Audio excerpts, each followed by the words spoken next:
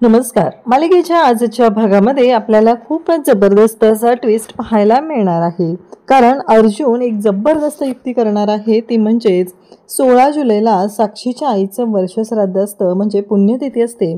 आणि त्याच दिवशी अर्जुन सायलीने एक जबरदस्त असा प्लॅन केलेला आहे.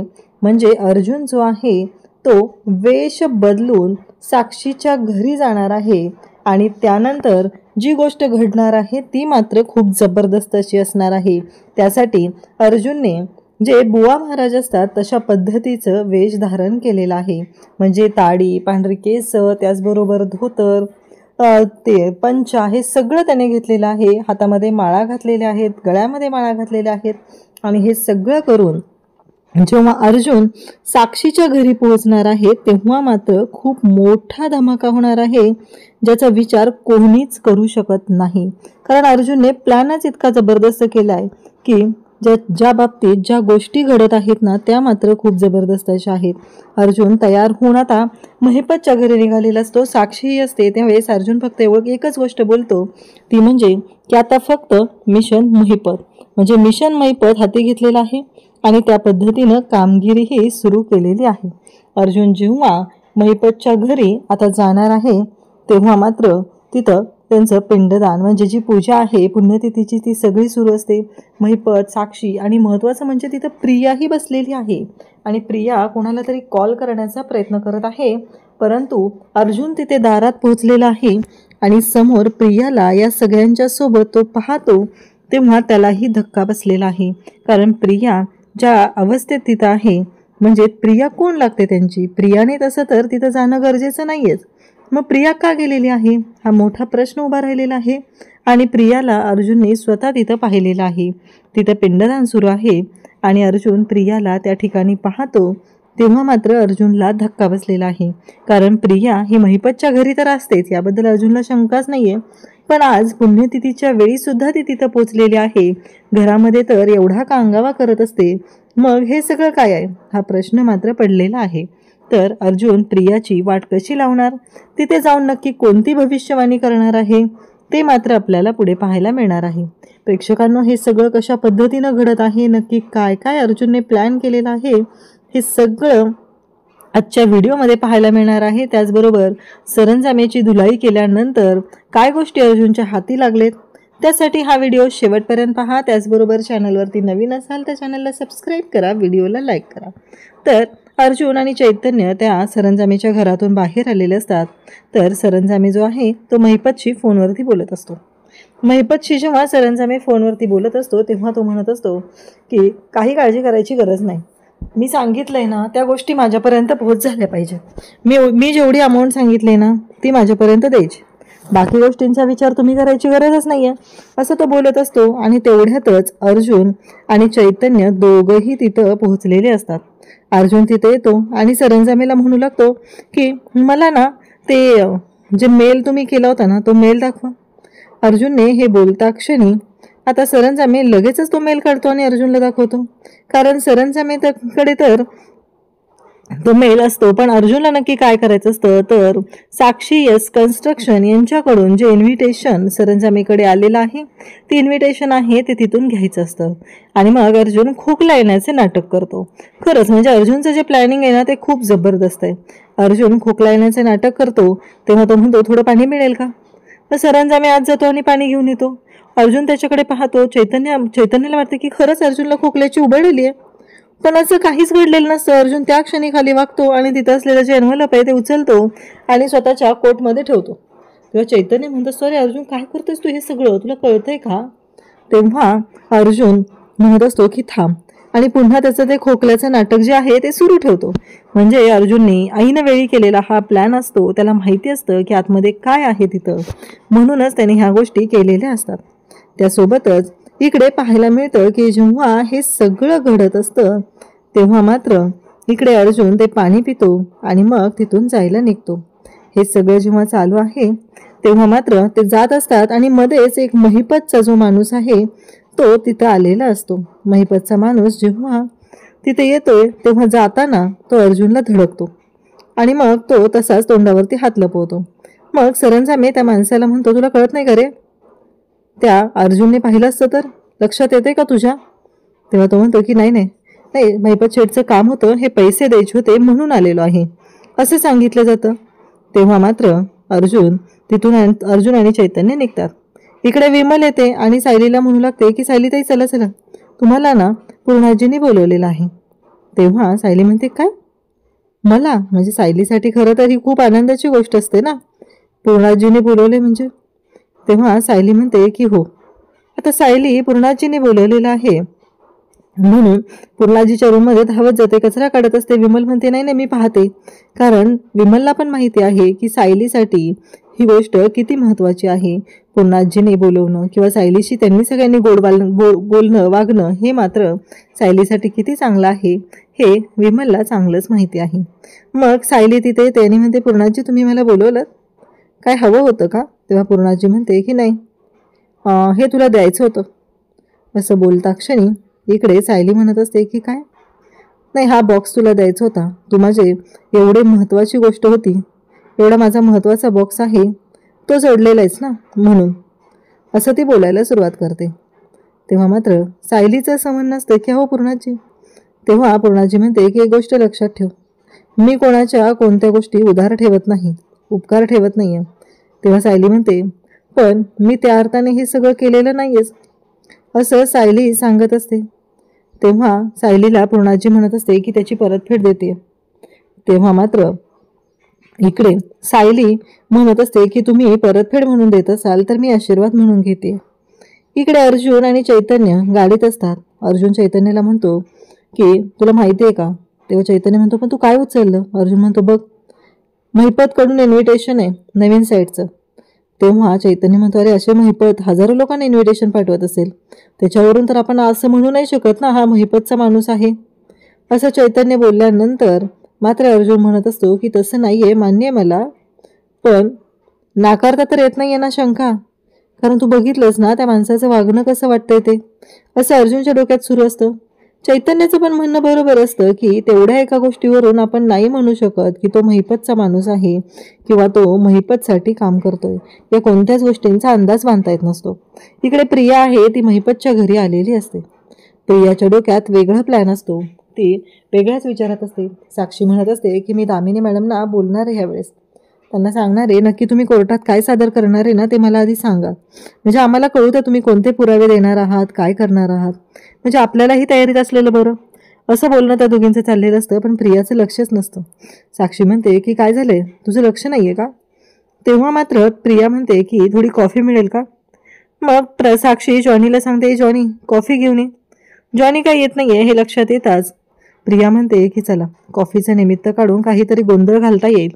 असं सगळं प्रियाच्या डोक्यात सुरू झालेलं असतं आणि प्रिया मात्र साक्षीला सरळ सरळ वेड्यात काढत असते. आणि त्याचबरोबर हे सगळं जेव्हा घडत असतं तेव्हा साक्षी स्वतः जाते आणि कॉफी घेऊन येते. प्रिया म्हणते की मला काही करून महिपतच्या रूममधील ते माझं जे गाठोड आहे ते मिळवायला पाहिजे. म्हणजे इकडं अश्विनसोबत हॉस्पिटलला गेलेली ही प्रिया त्याला पण चुना लावून आता इकडे पुन्हा महिपतकडे येऊन बसलेली असते. आणि एवढा मूर्खपणा, जी बोलत असते वेगळं वागत असते वेगळं, कुठल्याच गोष्टीचा काहीही ताळमेळ नसतो. आणि प्रिया आहे ती आता साक्षीला म्हणते की कॉफी घेऊन ये. साक्षी आहे ती कॉफी घेऊन येते आणि मग प्रिया ती कॉफी प्यायला घेते. जेव्हा प्रिया ती कॉफी पित असते तेव्हा मुद्दाम म्हणून कॉफी अंगावरती सांडते, कारण प्रियाचा हा सगळा प्लॅन असतो. बिचारी साक्षी भोळी ते सगळं शांतपणे सहन करत असते. तेव्हा मात्र इकडे प्रिया म्हणते की हां, साक्षी म्हणते जा, वेंदळी नुसती प्रत्येक वेळेस काहीतरी गोंधळ घालत असते, जा ते क्लीन करून ये जा. असं म्हणत तिला सांगितलं की प्रिया जाते आणि महिपतच्या रूममध्ये क्लीन करायला जाते. महिपतच्या रूममध्ये जाऊन ती शोधाशोध करू लागते. इकडे सायलीने अर्जुनचा फोटो हातात घेतलेला असतो आणि ती मात्र जाम खुश झालेली असते. आणि सायली म्हणत असते की नाही खरंच आज हे असायला पाहिजे होते, आत्ता मी त्यांना सांगितलं असतं, म्हणजे खरंच खूप भारी झालं होतं ना हे सगळं, असं तिच्या डोक्यात सुरू झालेलं असतं. आणि ती म्हणत असते की आज मला पूर्णाईंनी बोलवलं होतं, ही गोष्ट वाटते तेवढी सोपी नाही आहे, आज मला पूर्णाईंनी स्वीकारलं, त्याचबरोबर अस्मिताताईंना माझी काळजी वाटत होती. हे सगळं सायली बोलत असते. तेवढ्यात अर्जुन येतो, सायलीला सांगतो की काय सांगू तुम्हाला. सायली सांगू लागते की काय सांगू अर्जुन सर, खरंच आज मी खूप खुश आहे. आज ना पूर्णाईंनी बघितलं का मला काय दिलेलं आहे, असं म्हणत सायली ते देत दाखवत असते कानातले. आणि मग अर्जुन सायलीकडे पाहतो. सायलीला म्हणू लागतो की हे काय झाले. तेव्हा सायली म्हणते की ते काही नाही, पण ते जाऊ द्या, तुमच्या हाताला काय लागले. हा प्रश्न जेव्हा सायलीने केलेला असतो तेव्हा अर्जुन म्हणत असतो की त्या सरंजामेच्या घरी कोणतरी माणूस आलेला, त्याच्या हातातलं कडं लागलंय बहुतेक, असं अर्जुन सांगत असतो. तेव्हा मात्र इकडे सायलीला म्हणत असतो की तुझ्या हाताला काय लागलंय. सायली म्हणते ते जाऊ द्या. तेव्हा अर्जुन म्हणतो पण त्या माणसाला ना मी कुठंतरी पाहिलंय असं मला सारखं सारखं वाटतंय. नक्की कुठं पाहिलंय ना ते मला लक्षात येत नाहीये, असं अर्जुन सायलीला सांगत असतो. सायली म्हणत असते म्हणजे. अर्जुनच्या डोक्यामध्ये विचारांचं चक्र सुरू असतं. त्या माणसाला कुठं पाहिलंय आपण, कोण आहे तो माणूस, हा विचार अर्जुन करत असतो. तेव्हा मात्र त्याला आठवायला सुरुवात होते. पण अर्जुनला त्या माणसाच्या हाताचा इतका जोराचा फटका बसलेला असतो की ते कडं जे आहे ते अर्जुनच्या हाताला खरंच भयानक पद्धतीनं लागलेलं असतं.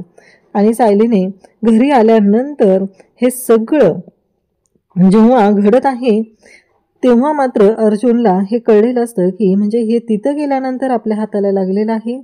हे सगळं जेव्हा घडत आहे तेव्हा अर्जुन विचार करत आहे. अर्जुन म्हणतो की हे सगळं कसं शक्य आहे, असं कसं काय होऊ शकतं, असं अर्जुन बोलत असतो. तेव्हा अर्जुनला आठवतं म्हणजे जेव्हा सरंजामेला भेटायला ते एका बारमध्ये गेलेले असतात तेव्हा तिथं सुद्धा अर्जुनने त्या माणसाला पाहिलेलं होतं. त्याचबरोबर इकडे आत्ता सरंजामेच्या घरी तो माणूस आलेला होता आणि त्याचबरोबर त्याने महिपत सोबतही त्या माणसाला पाहिलेलं होतं. या सगळ्या गोष्टी अर्जुनला आता लिंक लागत जातात. तो सायलीला म्हणतो की चला चला, माझा अंदाज खरा ठरलाय. म्हणजे मला जे वाटत होतं ना ते सगळं खरं ठरलेलं आहे आणि फायनली माझ्या म्हणण्याप्रमाणे काहीतरी गोष्टी होत आहेत, असं अर्जुन बोलत असतो. आणि अर्जुन म्हणत असतो की चला चला लवकर, आपल्याला गेलं पाहिजे, असं म्हणत तो सायलीला घेऊन आता निघतच असतो. सायलीला म्हणत असतो की लवकर चला, कारण जे काही घडत आहे ते मात्र भयानक पद्धतीनं झालेलं असतं आणि अर्जुनला त्या सगळ्या गोष्टींची लिंक लागत असते. म्हणून तर अर्जुनने ठरवलेलं असतं की लवकर जायचं आहे आणि नक्की कुठं पाणी मुरतंय त्याच गोष्टींचा शोध घ्यायचा आहे. म्हणून तर अर्जुन सायलीला घेऊन निघालेला असतो. इकडे प्रिया मात्र महिपतच्या रूममध्ये घुसलेली असते आणि महिपतच्या रूममध्ये शोधाशोध करत असते. तिला बघायचं असतं की तिथं नक्की काय आहे, ते गाठोडं कुठं आहे. ती विचार करू लागते की नक्की ते गाठोडं कुठं गेलं, म्हणजे महिपतनं ते गाठोडं कुठं ठेवलं असेल. या सगळ्या गोष्टींचा विचार तिचा चालू असतो आणि त्याचवेळी तिला कळत नाहीये की नक्की काय झालं असेल त्या गाठोड्याच्या बाबतीत. हा सगळा विचार ती करत असते. त्यासोबतच ती म्हणते की मी कुठं शोधू, माझ्याकडे ना वेळ खूप कमी, मला लवकरात लवकर ते गाठोडं कुठं आहे ना ते शोधलं पाहिजे. हा विचार तिच्या डोक्यात चालू असतो. इकडे अर्जुन आणि सायली दोघंही सरंजामीकडे आलेले असतात. सरंजामीला ते म्हणतात की आम्हाला ना असा डाऊट येतोय, नक्कीच याच्या मागे तुमचा काहीतरी हात आहे. तेव्हा सरंजामी म्हणतो म्हणजे.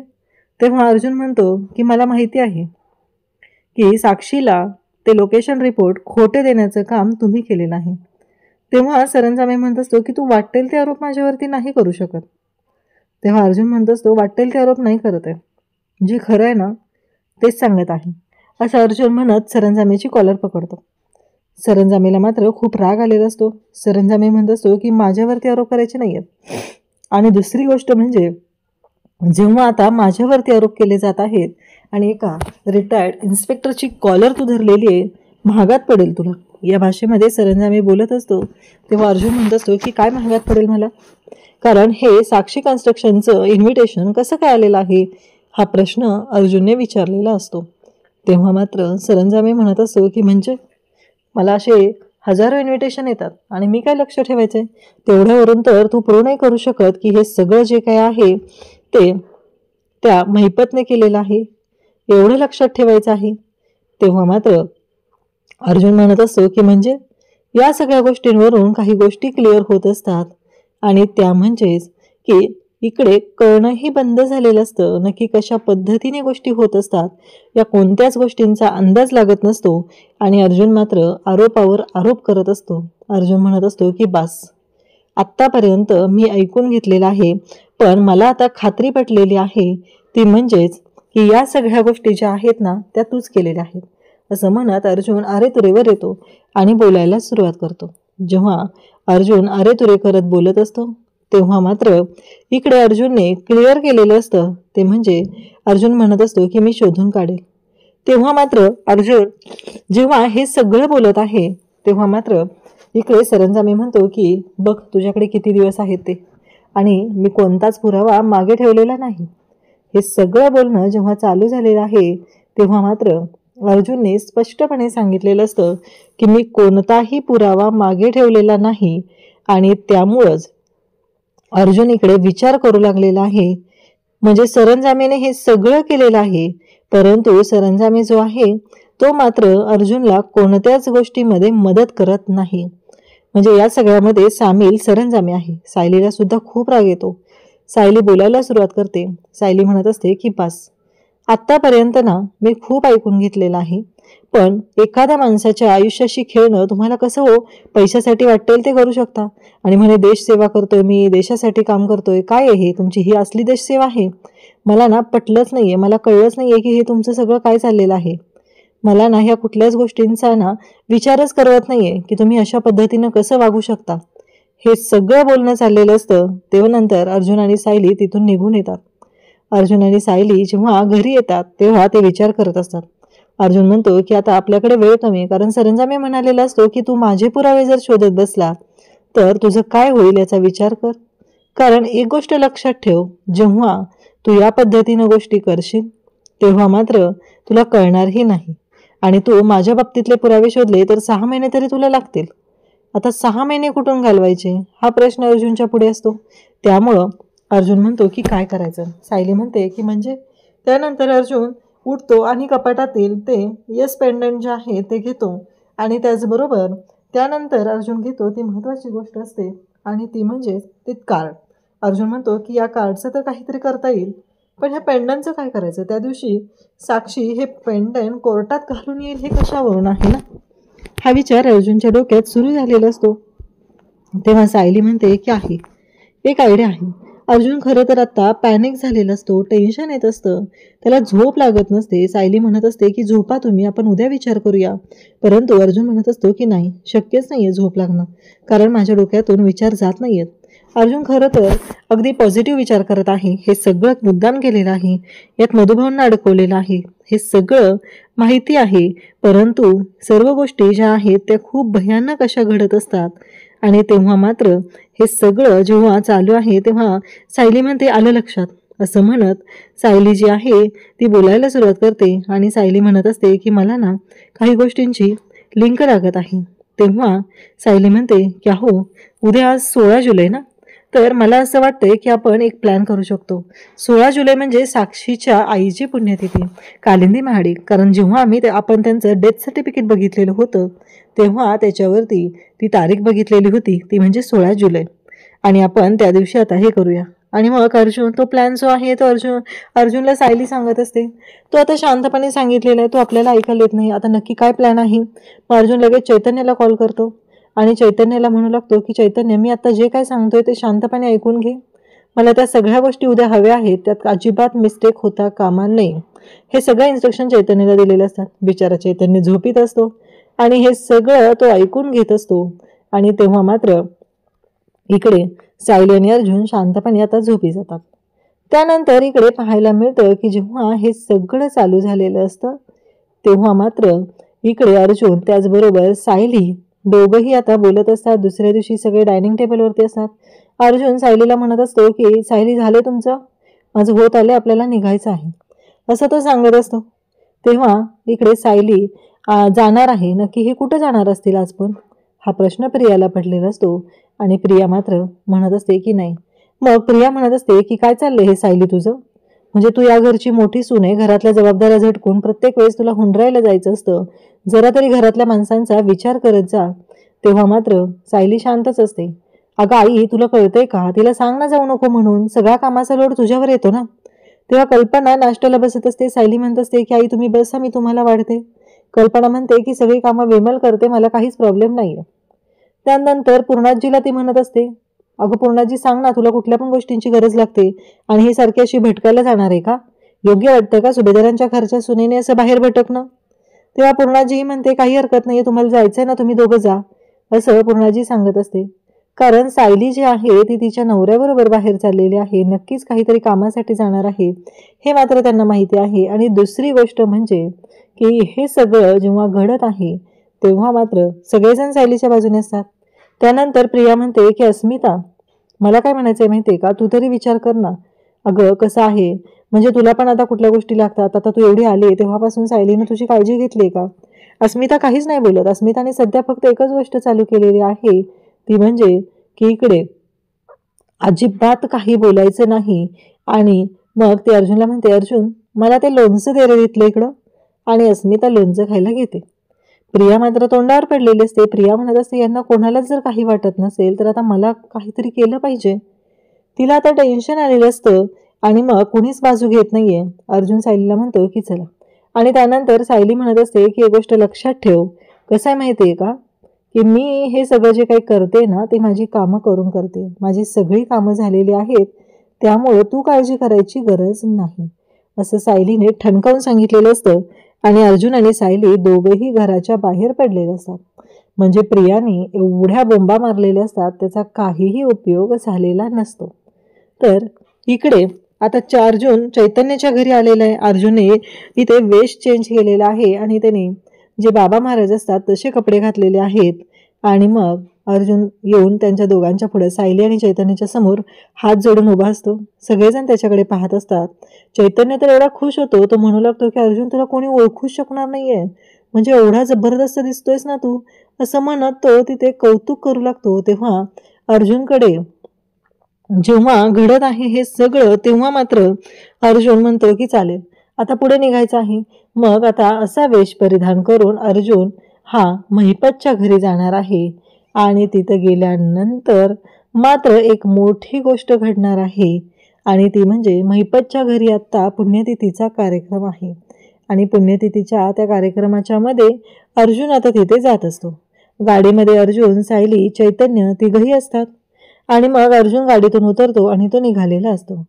त्यासोबतच सायली म्हणत असते की सगळं व्यवस्थित होईल ना, कारण सायलीला काळजी वाटत असते अर्जुन अशा पद्धतीने तिथे जात आहे, सगळं जमेल ना अर्जुनला नीट, हे सगळं तिच्या डोक्यात सुरू असतं. कारण अर्जुनला मराठी नीट बोलता येत नाही आणि जर कोणी पकडलं तर प्रॉब्लेम व्हायला नको. मग अर्जुन निघालेला असतो. महिपत तिथे पुण्यतिथीची जी पूजा असते, पिंडदान असतं, ते चालू असतं. आणि त्याच वेळी प्रियाही तिथे बसलेली असते. ती कोणाला तरी कॉल लावत असते. आणि नेमकं त्याच वेळी अर्जुनने एंट्री घेतलेली आहे आणि अर्जुन महिपतच्या घरी आलेला आहे. आणि तिथे प्रिया जी आहे ती अर्जुनला महिपतच्या घरी दिसते. म्हणजे प्रिया तिथं असते हे तर अर्जुनला माहितीच आहे आधीपासून, पण आत्ता दिसल्यानंतर थोडासा वेगळ्याच गोष्टी तिथं घडत असतात. त्यानंतर इकडे अर्जुन आणि आता सायली कसा बँड वाजवणार आहेत साक्षी प्रिया महिपतचा, ते आपल्याला पाहायला मिळेल. अशाच अपडेटसाठी चॅनलशी कनेक्ट राहा. थँक्यू.